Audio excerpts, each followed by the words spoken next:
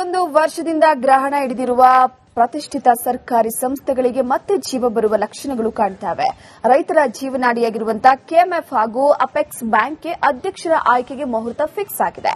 ಅಧಿವೇಶನ ಮುಗಿತಾ ಇದ್ದ ಹಾಗೆ ಸಹಕಾರಿ ರಂಗದ ಸಂಸ್ಥೆಗಳು ರಾಜಕೀಯ ಜಿದ್ದಾಜಿದ್ದಿಗೆ ಸಾಕ್ಷಿಯಾಗಲಿವೆ.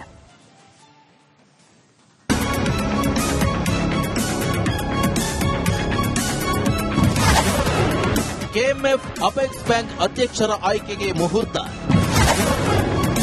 ಸಿದ್ದು ಮತ್ತು ಡಿಕೆಶಿ ಟೀಮ್ ನಡುವೆ ಶುರುವಾಗುತ್ತಾ ಸಮರ.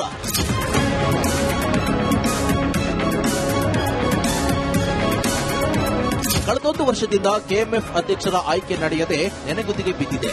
ಇತ್ತ ಅಪೆಕ್ಸ್ ಬ್ಯಾಂಕ್ಗೆ ಅಧ್ಯಕ್ಷರ ಆಯ್ಕೆಗೆ ಘೋಷಣೆ ಆಗಿರುವಂತಹ ಚುನಾವಣೆ ಕೂಡ ಕಾಂಗ್ರೆಸ್ ಹೈಕಮಾಂಡ್ ಸೂಚನೆ ಮೇರೆಗೆ ಮುಂದಕ್ಕೆ ಹೋಗಿ 6 ತಿಂಗಳು ಕಳೆದಿದೆ.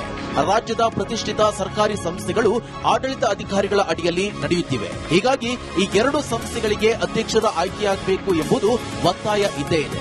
ಸಿದ್ದರಾಮಯ್ಯ ಸರ್ಕಾರದಲ್ಲಿ ರಾಜಕೀಯ ಮೇಲಾಟಕ್ಕೆ ಕಾರಣವಾಗಿರುವಂತಹ ಈ 2 ಸಂಸ್ಥೆಗಳ ಅಧ್ಯಕ್ಷರ ಆಯ್ಕೆಗೆ ಇದೀಗ CM DK Shivakumar green signal ನೀಡಿದ್ದಾರೆ. ಮಾಡಿದೀವಿ. ಈ ಅಧಿವೇಶನದಲ್ಲೇನೆ ಈಗ ನೋಟಿಸ್ ತೆಗಿಲಿಕ್ಕೆ ಹೇಳ್ತೀವಿ, ಅದರದ್ದು ಪ್ರಕ್ರಿಯೆ ಮುಗಿಸ್ತೀವಿ. ಅಂದ್ರೆ ಚುನಾವಣೆಗೆ ಪ್ರಕ್ರಿಯೆ ಮುಗಿಸ್ತೀರಾ ಸರ್? ಯಾವಾಗ ಆಗ್ಬೋದು ಸರ್? ಎಷ್ಟು ದಿನ ಆಗ್ಬೋದು? ಅದಕ್ಕೂ ಕ್ಲಿಯರ್ 7 ಡೇಸ್ ನೋಟಿಸ್ ಕೊಡಬೇಕಾಗುತ್ತೆ.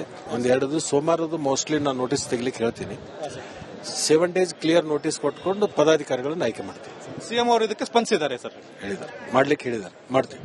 ಸಹಕಾರ ಸಚಿವ ಲಕ್ಷ್ಮಣ್ ಸವದಿ ಹೇಳಿದ ಹಾಗೆ ಸೋಮವಾರ ಈ 2 ಸಂಸ್ಥೆಗಳ ಅಧ್ಯಕ್ಷರ ಆಯ್ಕೆಗೆ ನೋಟಿಸ್ ಕೊಡಲಿದ್ದಾರೆ. ಅಲ್ಲಿಂದ 7 ದಿನಗಳ ನೋಟಿಸ್ ಜಾರಿಯಾಗುತ್ತೆ. ಅದರ ಮುಂದಿನ 7 ದಿನಗಳಲ್ಲಿ ನೂತನ ಅಧ್ಯಕ್ಷರ ಆಯ್ಕೆ ಪ್ರಕ್ರಿಯೆ ನಡೆಯಲಿದೆ. ಅಂದ್ರೆ ಮುಂಗಾರು ಅಧಿವೇಶನ ಬಳಿಕ ಸಹಕಾರಿ ರಂಗದ ಕೆಎಂಎಫ್ ಹಾಗೂ ಅಪೆಕ್ಸ್ ಬ್ಯಾಂಕ್ ಅಧ್ಯಕ್ಷರ ಚುನಾವಣೆ ನಡೆಯಲಿದೆ.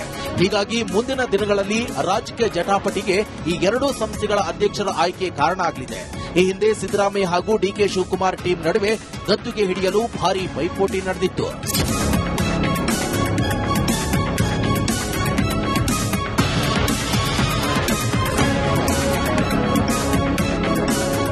ಇನ್ನು ಕೆಎಂಎಫ್ ಅಧ್ಯಕ್ಷ ಸ್ಥಾನಕ್ಕೆ ಡಿಕೆ ಶಿವಕುಮಾರ್ ಬಣದಿಂದ ಡಿಕೆ ಸುರೇಶ್ ಹೆಸರು ಪ್ರಮುಖವಾಗಿದೆ. ಸಿದ್ದರಾಮಯ್ಯ ಬಣದಿಂದ ರಾಘವೇಂದ್ರ ಹಿಟ್ನಾಳ್, ನಂಜೇಗೌಡರ ಹೆಸರು ಕೇಳಿ ಬರ್ತಾ ಇದೆ. ಅಪೆಕ್ಸ್ ಬ್ಯಾಂಕ್ಗೆ ಕೆಎನ್ ರಾಜಣ್ಣ ಪಟ್ಟು ಹಾಕಿ ಕುಳಿತಿದ್ದು, ಇತ್ತ ಡಿಕೆ ಶಿವಕುಮಾರ್ ಸಂಬಂಧಿ ಎಸ್ ರವಿ ಕೂಡ ಪ್ರಬಲ ಪ್ರಯತ್ನ ನಡೆಸಿದ್ದಾರೆ. ಹೀಗಾಗಿ ಸಿದ್ದರಾಮಯ್ಯ ಮತ್ತು ಡಿಕೆ ಶಿವಕುಮಾರ್ ಟೀಮ್ ನಡುವೆ ಆಂತರಿಕ ಸಂಘರ್ಷ ಈ ಚುನಾವಣೆಗೆ ಇದ್ದೇ ಇದೆ. ಈ ಬಾರಿ ಕೆಎಂಎಫ್ ಅಪೆಕ್ಸ್ ಬ್ಯಾಂಕ್ ಗದ್ದುಗೆ ಯಾವ ಬಣದ ಪಾಲಾಗಲಿದೆ ಅನ್ನೋದು ಕುತೂಹಲ ಮೂಡಿಸಿದೆ.